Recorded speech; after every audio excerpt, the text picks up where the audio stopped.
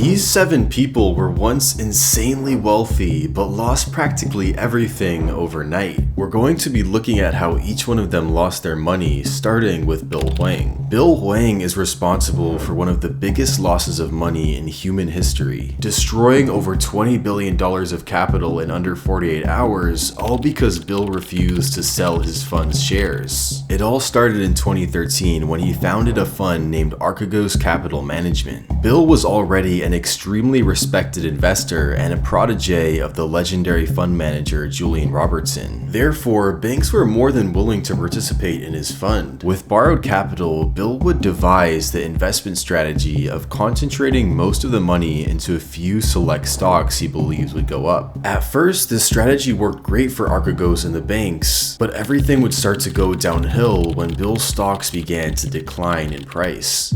If Bill had sold during the first decline of the stocks, he would have been able to recover from the losses. However, he decided to hold as he didn't want the banks pulling their capital. Things would escalate when the banks began to catch on that Archegos didn't have the collateral to cover their losses. Morgan Stanley would be the first bank to sell their assets, causing a massive wave of panic selling among the other banks, wiping out Archegos capital and most of Bill's personal fortune. While Bill's fund went to zero in a matter of days, the next person on this list is actually still profitable on their initial investment, but missed the opportunity to sell it for millions more than it's currently worth. In early 2021, a man by the name of Glauber Contesso would take one of the biggest risks of his life, investing all of his life savings into Dogecoin. With his life savings, along with money from some maxed out credit cards, he dumped $180,000 into Dogecoin at the price of 4 cents. He would document his journey on social media and built up a name for himself as a huge believer in Dogecoin. When Dogecoin was around 25 cents, he would attract the attention of the finance YouTuber Andre Geek. Andre would try to convince Glauber to sell and lock in his profits, but he refused, saying he wouldn't even consider selling until Dogecoin hit $1. After this interview, the price of Dogecoin would continue to go up, increasing the value of Glauber's holdings and his own notoriety. As the price of Doge continued to climb, Graham Stephan would have him on his podcast with Andre Geek to try again to convince him to lock in the now $2 million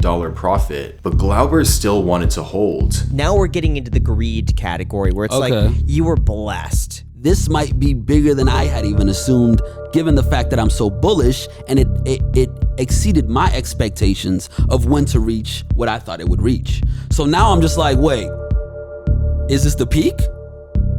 I don't think so. I feel like we got a few more months to go. But what's the difference between 2 million and 6 million? Is that worth waiting a month? I wouldn't risk it.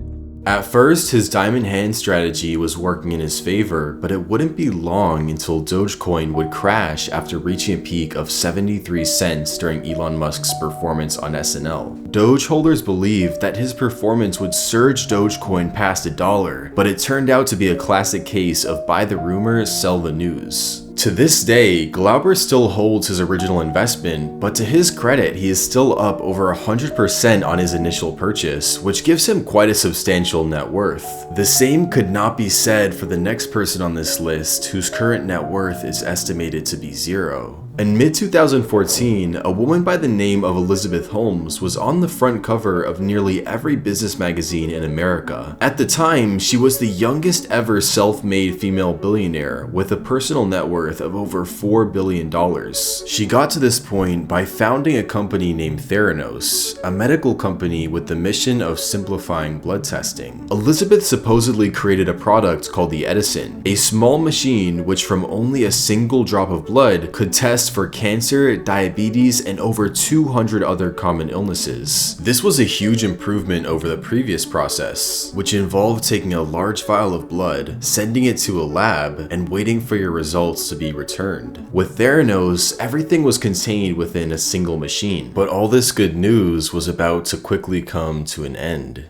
Elizabeth's net worth evaporated in early 2015 when the Wall Street Journal ran an article completely exposing Theranos and proving that the Edison machines didn't even work. But how did Elizabeth create $1 billion company with machines that didn't work? She was a master manipulator. She personally convinced many huge investors such as Rupert Murdoch, Walmart, and Walgreens to give her tens of millions of dollars. After everything came crashing down, Elizabeth wiped out a few $1 billion in value, but that huge amount of money looks like nothing in comparison to what the next person on this list lost. Bernie Madoff was one of the most respected investors on Wall Street. He was even the chairman of the Nasdaq for a number of years. He ran a highly sought after fund, but little did everyone know that this supposedly legendary investor hadn't made a single investment in over 15 years. So if he wasn't making investments, where was all this money going? One giant bank account which began to rack up billions of dollars of investors' capital. It didn't matter if the stock market was going up or down, they would always get the same return. This is what's known as a Ponzi or pyramid scheme. The fund could only sustain itself by having new investors join and put their money in so old investors could get paid. Usually an operation like this wouldn't last long before imploding, but Bernie's good reputation along with the popularity of the fund allowed his scheme to continue for decades. But like all pyramid schemes, it would eventually come to an end.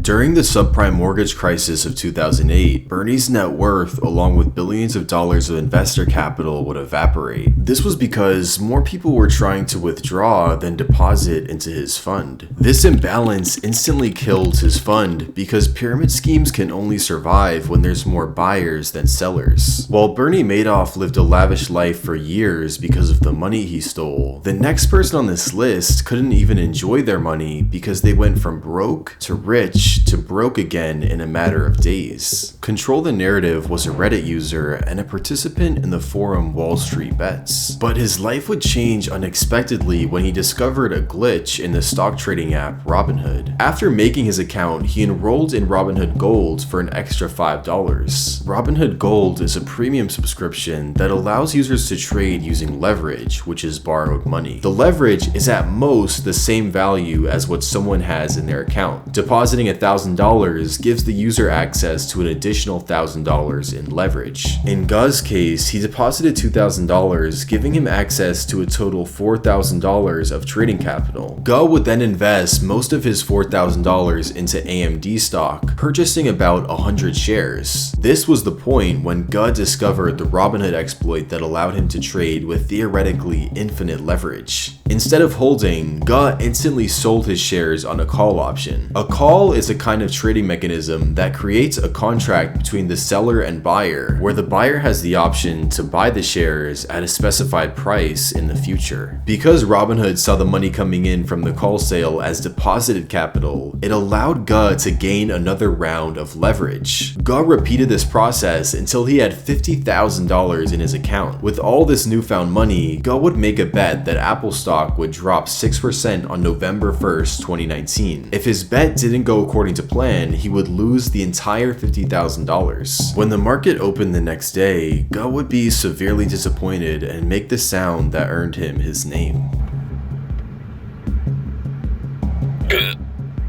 While the money Guz lost wasn't even technically his, the next person on this list lost a $2.5 billion settlement because it wasn't enough to support her excessive lifestyle. Jocelyn Wildenstein was a Swiss socialite married to billionaire art dealer Alec Wildenstein. She had an insane spending habit, which included spending $350,000 on a single dress, $10 million in jewelry, and over $2 million on plastic surgery to give her cat-like features. She supposedly had the surgeries to please her husband, who loves big cats. Although, in 1999, he filed for divorce, cutting off her $150,000 monthly allowance, but leaving her with a $2.5 billion settlement. In the coming years, Jocelyn maintained her lifestyle like nothing had changed, which left her bank account at a zero balance when she filed for bankruptcy. She claims she now lives on a $900 monthly social security check and relies on her friends to pay her expenses. $2.5 billion is a lot of money, but it seems like nothing compared to what Sam Bankman-Fried lost literally overnight.